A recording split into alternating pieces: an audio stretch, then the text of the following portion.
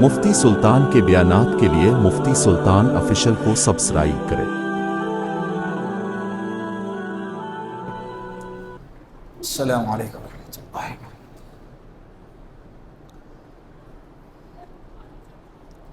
ساڑھے 4 پارے ہو گئے الحمدللہ۔ تیسرے پارے میں اللہ رب العزت نے ایک آیت کریمہ نازل فرمائی جس کو ہم آیت الکرسی کہتے ہیں۔ کیا کہتے ہیں؟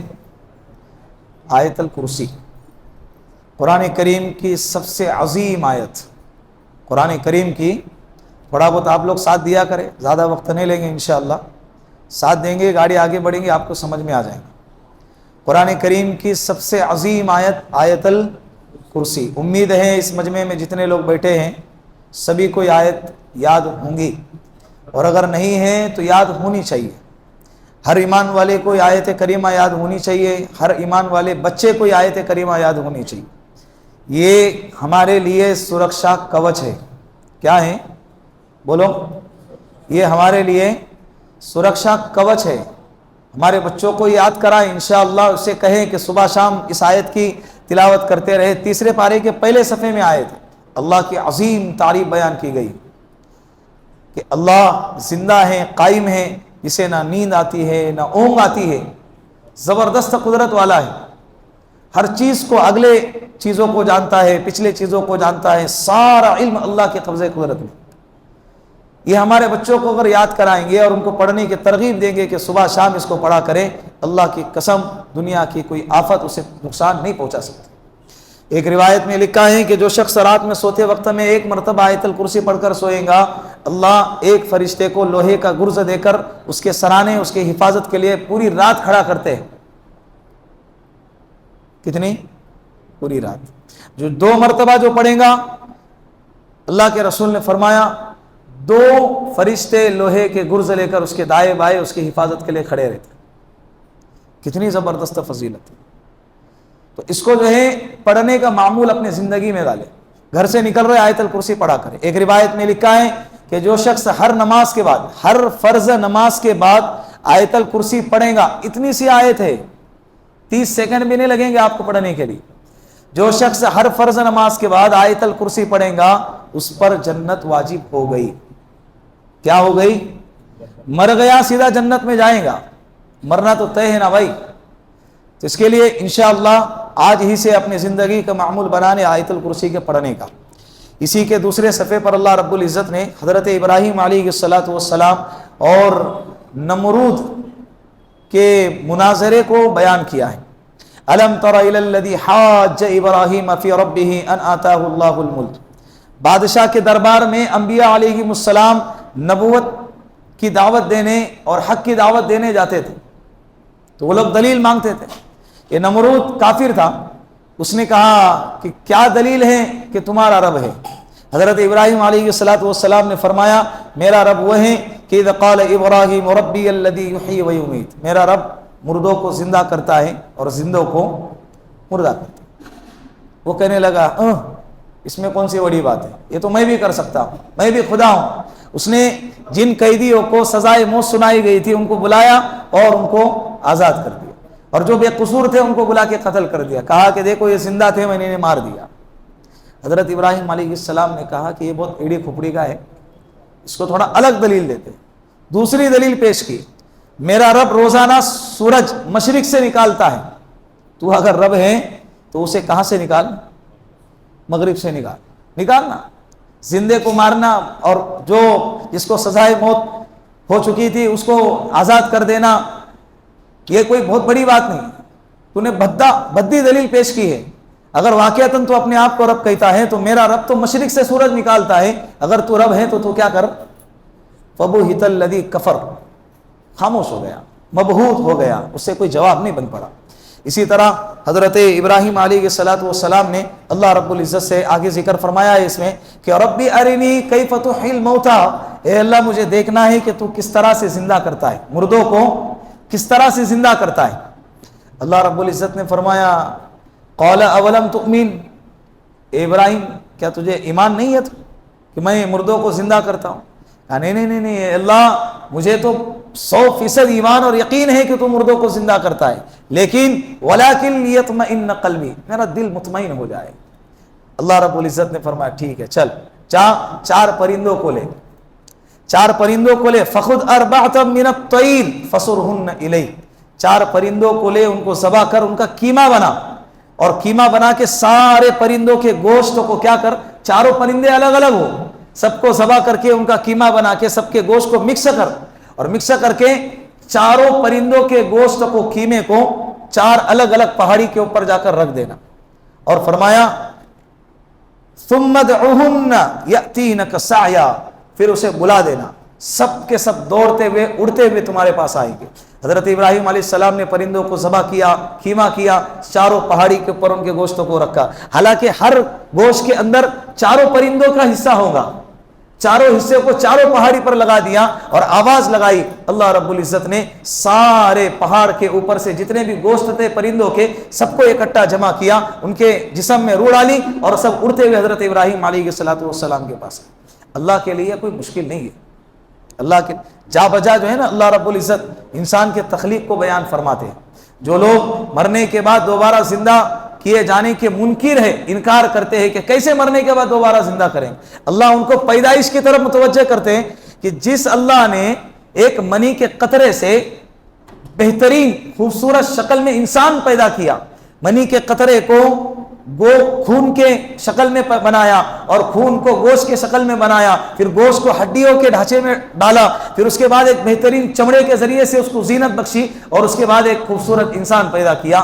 یہ تمہارے نظر میں یہ زیادہ مشکل ہے بنسبت اس کے کہ ایک انسان تھا وہ مر گیا، پھر اس کو دوبارہ کیا کیا جائے، زندہ کیا جائے۔ ایک انسان تھا وہ مر گیا، اس کو دوبارہ زندہ کرنا یہ تو اس سے بھی زیادہ آسان ہے، جو جیسا کہ پہلی مرتبہ سلسلہ شروع ہوا تھا، ایک منی کا قطرہ تھا، اس سے کیا کیا گیا، ایک انسان کو پیدا کیا گیا۔ تو اللہ رب العزت بڑے قدرت والے ہیں، جو چاہتے ہیں وہ کرتے ہیں، مرنے کے بعد دوبارہ زندہ ہونا یہ ہمارا عقیدہ ہے۔ اسی طرح اللہ رب العزت نے سورۃ البقرہ کے اخیر میں یا ایھا الذین آمنوا اذا تداینتم بدین الی اجل مسمى فاکتبوا، اے ایمان والو جب آپس میں کوئی لین دین کا معاملہ کیا جائے تو اسے لکھ لیا کرو۔ امت کو ترغیب دی ہے، بندوں کو ایک ترغیب دی ہے، یہ حکم ارشادی ہے، تاکہ کوئی بندہ بعد میں چل کر نقصان کا سامنا نہ کرنا پڑے، تکلیف کا اسے سامنا نہ کرنا پڑے، اس لیے کہ انسان نیتیں بدل جاتی ہیں، حالات بدل جاتے ہیں، انسان مر جاتا ہے، جس کے ساتھ ایگریمنٹ ہوا تھا وہ بندہ مر گیا، وہ ایگریمنٹ اگر لکھا ہوا ہوگا تو اس کے وارثین کو بتلا کر ہم اپنی رقم ان کے پاس سے کیا کر سکتے ہیں، وصول کر سکتے ہیں۔ اسی طرح سورہ آل عمران کے اندر ایک آیت بڑی زبردست لگتی ہے مجھے، اس میں اللہ رب العزت نے ایمان والوں کو خاص طور پہ بتلایا ہے کہ ایمان والوں گھبرانے کی، ڈرنے کی، پریشان ہونے کی ضرورت نہیں ہے، کامیابی اللہ کے ہاتھ میں، ناکامیابی اللہ کے ہاتھ میں، عزت اللہ کے ہاتھ میں، ذلت بھی کس کے ہاتھ میں، روزی بھی اللہ کے ہاتھ میں، اللہ روزی دینے والا بھی ہے، اللہ روزی چھیننے والا بھی ہے، اللہ حکومت دینے والا بھی ہے، اور اللہ حکومت کو اللہ نے فرعونوں کو ڈبا کے مار کے بتایا، ہلاک کر کے بتایا، یہ ہمارے سامنے سب سے بڑی مثال ہے۔ تو اگر کوئی بندہ حکومت کے عہدے پر بیٹھ کر ہمارے سروں پر ناچتا ہے تو ایسے ناچنے والوں کو جو ہے نا کبھی بھی ہم انٹرٹین نہیں کرنا چاہیے، ایسے لوگوں کو کبھی لفٹ نہیں کرانا چاہیے، کبھی اپنے دل پہ حاوی نہیں ہونے دینا چاہیے، اس لیے کہ اللہ رب العزت نے قرآن کریم میں ہمارے سامنے اس سے بڑے بڑے ظالموں کی مثالیں بیان فرمائی اور انہیں ختم کر کے بتلا دیا۔ قل اللہم مالک الملک تؤتی الملک من تشاء وتنزع الملک من تشاء ممن تشاء وتعز من تشاء وتذل من تشاء بیدک الخیر انک علی کل شیء قدیر۔ بادشاہ دینے والا بھی اللہ، بادشاہت سے اتارنے والا بھی اللہ، عزت دینے والا بھی اللہ، اور ذلیل کرنے والا بھی۔ یوسف علیہ السلام کے بھائیوں نے اپنے بھائی یوسف علیہ السلام کو کنویں میں ڈال دیا، وہاں سے نکالے گئے، ایک قافلہ آیا، قافلے والوں کے ہاتھ بیچ دیا، قافلے والوں نے مصر میں جا کر ان کی نیلامی بولی لگوائی، بھئی ہے کوئی اسے خریدنے والا، لوگ لائن لگا کر آئے حضرت یوسف علیہ السلام کو خریدنے کے لیے۔ بظاہر یہ ذلت نظر آتی ہے نا، بظاہر کہ بھئی انسان کی بولی لگائی جا رہی ہے، انسان کو بیچا جا رہا ہے۔ اللہ رب العزت نے جس ملک میں، جس علاقے میں ان کی بولی لگائی گئی تھی، اللہ نے اسی ملک کا انہیں کیا بنا دیا، بولو، اللہ نے کنویں سے نکال کر تخت شاہی پر بٹھانے والے کون ہیں؟ اللہ حالات آئے ڈگمگانے کی ضرورت نہیں ہے، پریشان ہونے کی ضرورت نہیں ہے، گھبرانے کی ضرورت نہیں ہے. حالات نبیوں پر آئے ہیں. مستہم البأساء والضراء وزلزلوا حتى يقول الرسول متى نصر اللہ. اتنے حالات آئے کہ نبیوں کو تک یہ کہنا پڑتا تھا جو استقامت کے پہاڑ ہوتے تھے کہ اللہ کی مدد کب آئیں گی، اللہ کی مدد. ایسے حالات آتے تھے. تو ہم پر حالات آئے تو گھبرانے کی ضرورت، ثابت قدم رہنا چاہیے. اسی طرح آگے چوتھے پارے کے اندر اللہ رب العزت نے پہلی ہی آیت لن تنالوا البر حتى تنفقوا مما تحبون کہ ہرگز تم نیکی تک نہیں پہنچ سکتے جب تک کہ تم اپنا پسندیدہ مال اللہ کے راستے میں خرچ نہ کرو. یہ آیت کا ترجمہ. ہرگز تم نیکی کو نہیں پا سکتے جب تک کہ تم اپنا پسندیدہ مال اللہ کے راستے میں خرچ کرو. ابھی سب سے پہلے تمہیں اس آیت کے بعد صحابہ کرام کا طریقہ میں آپ کو بتاتا ہوں، اس کے بعد ہمارا طرز عمل بتاتا ہوں. جب یہ آیت کریمہ اتری نا، حضرت ابو طلحہ رضی اللہ عنہ اللہ کے رسول صلی اللہ علیہ وسلم کی خدمت میں آئے. پہلے تو انہوں نے غور کیا میرے ملکیت میں، میرے پراپرٹی، میرے جائیداد کے اندر جو ہے نا کون سی ایسی چیز ہے جو مجھے سب سے زیادہ پسندیدہ ہے. غور کیا تو ایک باغ نظر آیا، بیر روحا، بالکل مسجد نبوی کے سامنے تھا. اس میں ایک کنواں تھا، پانی بڑا میٹھا تھا. آپ صلی اللہ علیہ وسلم وقتاً فوقتاً اس باغ میں جاتے، کنویں کا پانی پیتے تھے. بڑا قیمتی باغ تھا، کروڑوں کی پراپرٹی تھی. اللہ کے رسول صلی اللہ علیہ وسلم کی خدمت میں آئے اور فرمایا یا رسول اللہ میرے سارے جائیداد میں سب سے محبوب اور پسندیدہ مال میرا وہ باغ ہے، اور آپ بھی جانتے ہیں کتنا قیمتی ہے. میں چاہتا ہوں اس کو اللہ کے راستے میں وقف کر دوں. اللہ کے رسول نے فرمایا نہیں، اللہ کے راستے میں وقف کرنے کے بجائے آپ اس کو اپنے رشتہ داروں میں تقسیم کرو. کیا کرو؟ رشتہ داروں میں تقسیم. حضرت ابو طلحہ رضی اللہ عنہ نے پھر اس باغ کو اپنے رشتہ داروں میں، چچا زاد بھائیوں میں بھی تقسیم کر دیا. ایک حضرت عبداللہ ابن عمر رضی اللہ عنہ کے پاس ایک باندی تھی جس کا نام تھا مرجانہ، بڑی پسند تھی، بڑی محبوب تھی انہیں. جب یہ آیت کریمہ نازل ہو گئی اس باندی کو انہوں نے کیا کر دیا؟ آزاد کر دیا. حضرت زید بن حارثہ رضی اللہ عنہ سب سے قیمتی پسندیدہ گھوڑا تھا، اللہ کے راستے میں وقف کر دیا. اللہ کے راستے میں کیا کر دیا؟ وقف کر دیا. یہ صحابہ کرام، یہ تو تین مثالیں آپ کے سامنے پیش کی. ہر صحابی کے اپنا اپنا ایک طرز تھا، اپنی حیثیت کے مطابق اللہ کے راستے میں لا کر وقف کرتے تھے. یہ صحابہ کا مزاج تھا. ہمارا بھی یہی مزاج ہونا چاہیے. ہمارا مزاج کیا ہے؟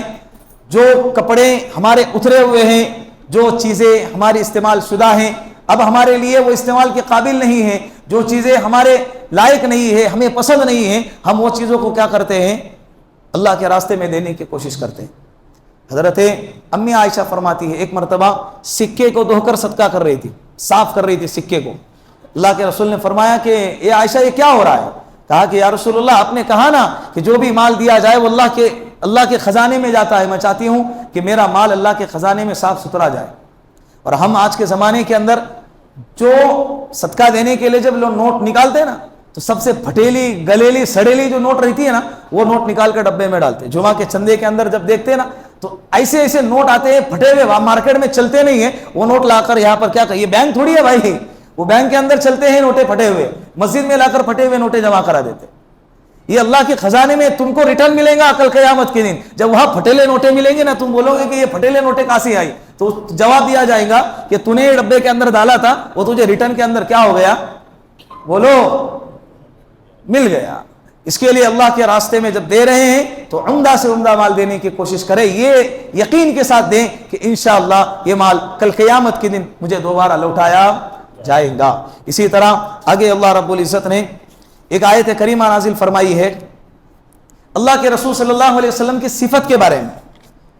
وَإِن كُنْتَ فَظًّا فَبِمَا رَحْمَةٍ مِّنَ اللَّهِ لِنْتَ لَهُمْ وَلَوْ كُنْتَ فَظًّا غَلِيظَ الْقَلْبِ لَانفَضُّوا مِنْ حَوْلِكَ فَاعْفُ عَنْهُمْ وَاسْتَغْفِرْ لَهُمْ وَشَاوِرْهُمْ فِي الْأَمْرِ فَإِذَا عَزَمْتَ فَتَوَكَّلْ عَلَى اللَّهِ. اے نبی جی ہم نے آپ کو نرم مزاج بنایا. اگر آپ سخت مزاج ہوتے، ترشرو ہوتے تو یہ جو صحابہ کا مجمع آپ کے ارد گرد جو بیٹھا ہے نا یہ سب آپ کو چھوڑ کے چلا جاتا، چھڑ جاتا. یہ نرم صفت، محبت کی صفت، عاجزانہ صفت، تواضع والی صفت اللہ کو اتنی پسند ہے کہ اللہ رب العزت نے ہمارے نبی کی تعریف بیان فرمائی. قرآن کریم کے اندر دیکھیں نا موسیٰ علیہ السلام اور حضرت ہارون علیہ السلام یہ دو جلیل القدر نبی ہے. ان کو اللہ حکم دے رہے کہ جاؤ فرعون کو دعوت دو. کس کو دعوت دو؟ فرعون دنیا کا سب سے بدماش اور سب سے بڑا کافر، اس کو دعوت دینے کا حکم دیا جا رہا ہے. لیکن اللہ کتنے رحیم اور کریم ہیں کہ اللہ موسیٰ علیہ السلام سے اور ہارون علیہ السلام سے نصیحت فرما رہے اور وصیت فرما رہے. اے موسیٰ جانا فرعون کو دعوت دینے کے لیے، لیکن فَقُولَا لَهُ قَوْلًا لَيِّنًا، بات کیسی کرنا؟ نرمی سے بات کرنا. کس کو حکم دے رہے؟ نبیوں کو. کس سے بات کرنی ہے؟ فرعون سے بات کرنی ہے. لیکن طریقہ سکھایا جا رہا کہ کیسے بات کرنی ہے؟ نرمی سے بات کرنی ہے، بالکل نرمی سے بات کرنی. لعلہ یتزکا، ہو سکتا ہے کہ وہ تمہاری بات کیا ہو جائے؟ مان جائے، سن جائے. تو اسی طرح ہمارے زبان کے اندر نرمی پیدا کرنا بے انتہا ضروری ہے. اسی پارے کے بالکل اخیر میں اللہ رب العزت نے ایک اصول بیان فرمائے نکاح کے، کہ ہم نکاح کس سے کر سکتے ہیں، کس سے نہیں کر سکتے. بڑی لمبی لسٹ ہے، گزشتہ سال بھی میں نے اس کو بیان کیا تھا. حرمت علیکم امہاتکم وبناتکم واخواتکم وعماتکم وخالاتکم وبنات الاخی وبنات الاختی وامہاتکم اللاتی ارضعنکم.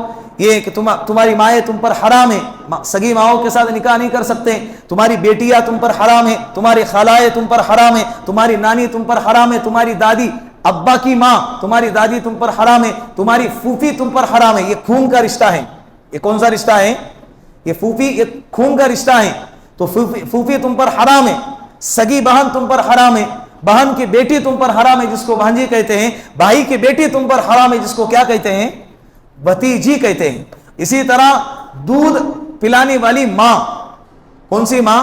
دودھ پلانے والی ماں بھی تم پر حرام ہے. دودھ شریک بہن بھی تم پر حرام ہے. حالانکہ ایک ماں سے پیدا نہیں ہوئے ہیں، لیکن ایک عورت کا دونوں نے دودھ پیا ہے 2 سال کے اندر مدت کے اندر، تو یہ دونوں آپس کے اندر کیا کہلائے گئے؟ ہم شیرہ، دودھ پینے والی بھائی بہنیں، دودھ شریک رشتہ انہیں کہتے ہیں. یہ آپس میں شادی نہیں کر سکتے. جس طرح سے سگی بہنیں شادی نہیں کر سکتے، اسی طرح یہ رشتے بھی شادی، اس کا بڑا احتیاط کرنا چاہیے. بچہ رونے لگ گیا، سگی ماں بازار میں چلی گئی، جو گھر میں عورت تھی اس نے اس کو کیا کر لیا؟ دودھ پلا لیا. پلانے کے بعد اس کو خود کو یاد نہیں رہا کہ میں نے میرے بھتیجے کو دودھ پلایا ہے، میرے فلاں بچے کو دودھ پلایا ہے. اور بعد میں چل کر بڑے ہو گئے، اس کو بھی بیٹی تھی اور یہ بیٹا بڑا بعد میں چل کر بیٹا بڑا ہو گیا، دونوں جوان ہو گئے، دونوں کو رشتہ داروں کو مناسب لگا، دونوں نے کیا کرا دیا؟ رشتہ کرا دیا. حالانکہ یہ رشتہ حرام ہے. یہ رشتہ کیا ہے؟ بولو حرام. ساس سے نکاح کرنا حرام ہے. بیوی کی ماں، یہ ہمیشہ کے حرام والے رشتے بتا رہا ہوں. بھابھی ہے، سالی ہے، اور چچا کی لڑکی ہے، ماموں کی لڑکی ہے، خالہ کی لڑکی ہے، پھوپھی کی لڑکی ہے، یہ وہ رشتے ہیں جن سے نکاح کرنا جائز ہے. بھابھی سے رشتہ نکاح کرنا اس وقت جائز ہے جس وقت بھائی نے بھابھی کو طلاق دے دی، یا بھائی کا خدا نخواستہ کیا ہو گیا؟ انتقال ہو گیا. ورنہ کہوں گے کہ بھابھی کا نکاح کرنے کی اجازت دی. اب وہ بھابھی نہیں رہی، وہ بھابھی، بولو بھابھی نے، سگی بہنوں سے نکاح کرنا بالکل حرام ہے اسلام کے اندر. ممانی کی جو ماموں کی جو لڑکی ہے یہ سگی بہن نہیں ہے، سگی بہن نہیں ہے. خالہ کی لڑکی، ان سے نکاح کرنا بھی جائز ہے. ایک مثال ہے ہمارے سامنے، آپ صلی اللہ علیہ وسلم نے اپنے بیٹی کا نکاح حضرت علی رضی اللہ عنہ سے فرمایا، اور حضرت علی رضی اللہ عنہ آپ صلی اللہ علیہ وسلم کے چچا کے بیٹے کیا ہیں؟ چچا کے بیٹے. تو یہ نکاح کرنا جائز ہے. بات سمجھ میں آ گئی؟ اللہ رب العزت ان باتوں پر ہم سب کو عمل کرنے کی توفیق عطا فرمائے. وآخر دعوانا ان الحمد للہ رب العالمین.